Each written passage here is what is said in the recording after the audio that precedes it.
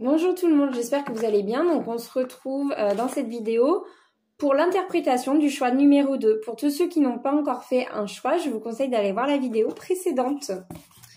Allez, c'est parti.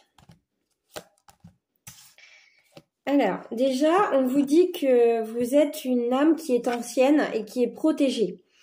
Mais également que votre chemin de vie est dans l'aide aux autres. Vous êtes quelqu'un qui est très généreux. Ouais, vous êtes dans cette vie-là, en fait, pour vous guérir parce que... ouais, c'est très... D'accord. En fait, dans cette vie-là, vous êtes là déjà pour prendre conscience réellement de qui vous êtes et de vos capacités de pouvoir enfin les mettre en œuvre. C'est bien d'aider les autres, c'est très bien. Cependant, il va falloir aussi maintenant apprendre à prendre soin de vous et à vous occuper de vous.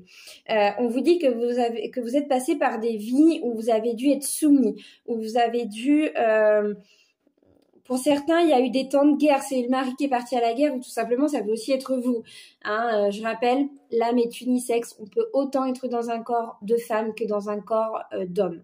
Il n'y a pas de règle pour ça réellement. Voilà, hein, donc il y a eu un petit souci de guerre. Vous avez été... pour certains, vous avez été emprisonnés, vous avez subi de l'esclavage. Et pour d'autres, parce qu'on parle de différentes vies, forcément, pour d'autres, il y a eu aussi une évolution spirituelle, mais vous l'avez bloquée. Vous avez bloqué ça, et au jour d'aujourd'hui, peut-être que c'est un petit peu compliqué pour vous pour développer tout ce qu'il y a réellement en vous.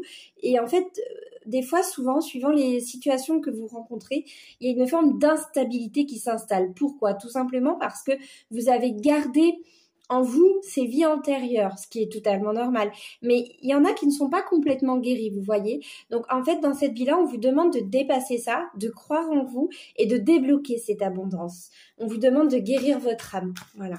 On va regarder s'il y a un autre petit message. Ouais. On dit que dans le passé, vous avez pu être une personne silencieuse, mais également vous vous êtes retrouvé dans des situations où vous aviez été écarté de votre famille, de vos amis.